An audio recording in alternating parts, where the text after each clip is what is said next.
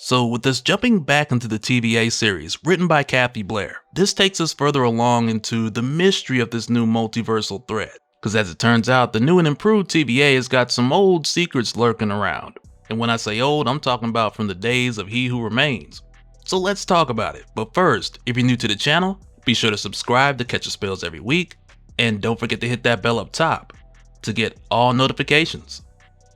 Alright, so coming back, we pick up with Mobius, who's currently with Miss Minutes, while she's trying to get him to read some lines as a part of the whole PR spin for the new and improved TVA. And much like what we saw before, he doesn't want to do it. So he walks away, and even though it seems like he doesn't really care for much of any of this eventually leads to us finding out how much the TVA means to Mobius in a little bit. But before we get into that, first we head over to Gwen and the others. And with Gwen, we find out with her right away that she didn't tell anyone about the dream that she had, which was the last thing we saw in the previous issue, where she caught a glimpse of someone's green cloak or cape just before waking up in a cold sweat. And it's not even a certainty at this point that it was a dream, but nonetheless, Gwen has decided to keep this whole thing to herself for the time being. And right now, her, Gambit, Ingrid, and Jimmy, they've made their way to Helltown, which is technically in Begalia on Earth 616, and it's not exactly hell, it's more hell adjacent. And it's the kind of place where you'll find displaced demons, dark wizards, vampires. There's even a fight club here called the Mephistocuffs, but it's basically set up like your hellish rough part of town, stretched out across like 4 blocks.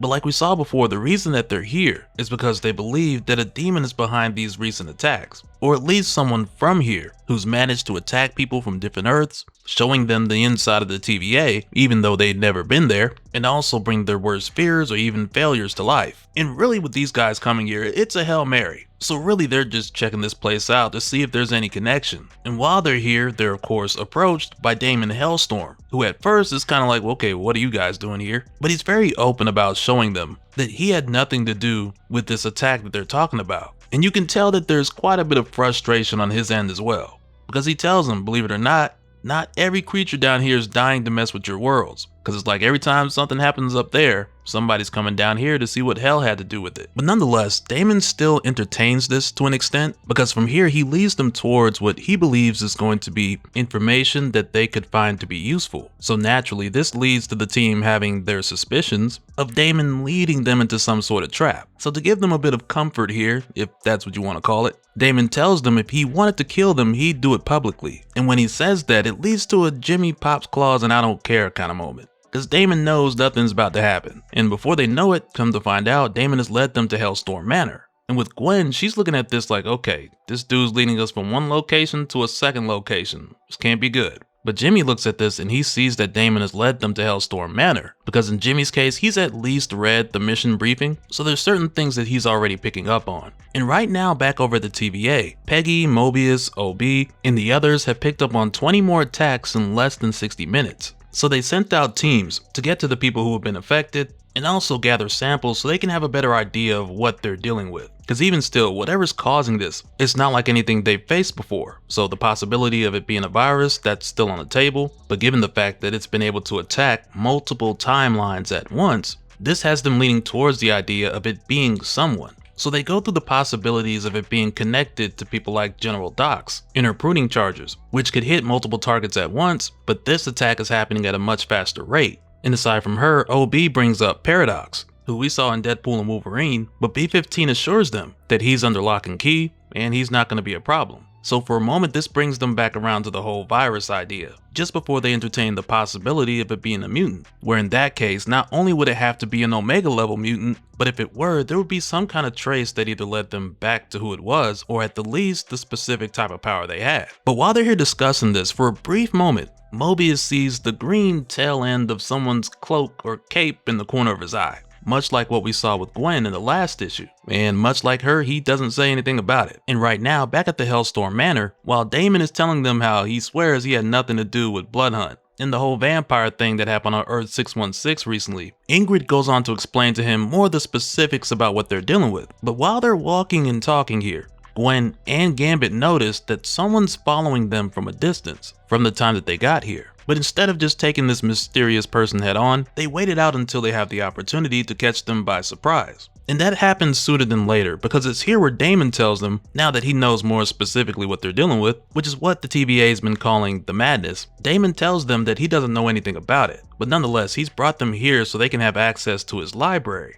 which has enough books to rival the Sanctum Sanctorum. So there's a good chance they'll find some kind of answer here. And of course, this has Gwen suspicious because now they're moving to a third location. And this just has Jimmy like whatever, because it's the only lead that they got. So as they make their way in, Gwen and Gambit, they're trying to keep an eye on this person who's following them. And in moments like this, usually I'd be like, okay, well why isn't Jimmy picking up the fact that they're being followed as well? Because I mean, this is the son of Wolverine, he ought to smell something. But as it turns out, his focus is elsewhere. And we'll see what that's about in a little bit. But Damon goes on to tell them it's a common misconception that everything that burned when Alexandria was set ablaze in 48 BCE was lost forever. It would have been if my flames hadn't got there first and brought them here. Now all of those scrolls and tomes are in my collection, safe and sound. Anyone can come check them out. But it isn't too often that Damon has visitors, even though he's open to the concept of anyone coming here. And Gwen tells him here that it's probably because of the location, because it's not often that you see someone taking a trip to Helltown to catch up on their reading. But one thing that's really cool here is the way it's set up, because if you say out loud the subject that you're looking for, the ground will illuminate and guide you to those books. So right here, Ingrid says the madness, psychological terror, hallucinations,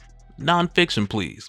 And Jimmy ends up saying Omega level mutants. So the group splits up with Jimmy going one way and Damon going off with Ingrid, which now leaves Gambit and Gwen with the opportunity to check out this stalker who's been following them. So right here, Gwen's like, alright, what's the plan? And at first, Gambit's like he didn't really have much of a plan. And then he pulls out the temp pad so they can use it to get the drop on whoever's tailing them. And as it stands, the whole reason for keeping this from the rest of the group is so that Damon Hellstrom still thinks that they trust him because they need his help, but at the same time they want to make sure that they're not getting stabbed in the back. And that's why they're being a bit sneaky here. But when they use the temp pad to find out who was watching them, this mystery person ends up getting the drop on them. And as it turns out, the mystery person is Sylvie, the Loki variant who's made some questionable decisions in the past. And right away, she starts telling Gwen and Gambit how it really wasn't a great decision on their part to show up at Hellstrom Manor unarmed. So hearing this has Gwen like, well, we're not exactly unarmed, because I have webs and he has glowing playing cards. But Gambit isn't much for the small talk, so he's just like, who are you? And come to find out, Gwen already knows who Sylvie is. And I imagine she initially learned about Sylvie from Ouroboros, but she mentions here that Mobius talks about Sylvie all the time, so it's likely that he's the person who Gwen's got most of her information from. But Sylvie goes on to tell them that she's been keeping an eye on the TVA, and she had her concerns about Damon at first, but she figures if he were going to try something, he would have done it by now. And on top of that, up to this point, Sylvie had already been looking into this madness situation, and she tells the two of them here that it's worse than they thought.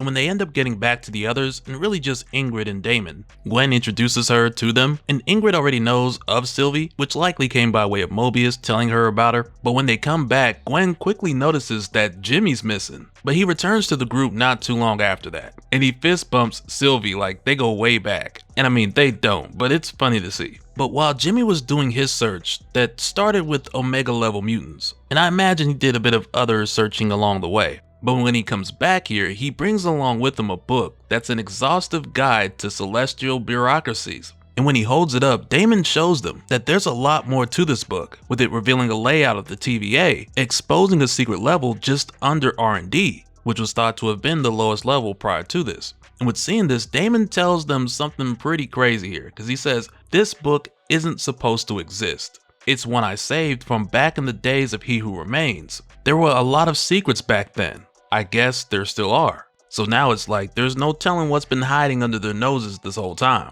And just after we get this crazy update, we head back over to the TVA, where we pick up with Mobius, who is definitely hard at work. Don't let nobody tell you different. But once again, he sees the tail end of the green cape cloak mystery person out the corner of his eye. So he follows them to see who it is, and along the way he's asking, is that Loki? But while he's going to check it out, we also get this overlay of a previous recording, where at some point Mobius did a recording from Miss Minutes, possibly after their discussion from earlier, but now it's like this clip is playing over what's currently happening. But in that clip, Mobius asked Miss Minutes, if I do this once, I don't have to do it again. And that's when he agreed to do it, and he says on the recording, a while back I left the TVA.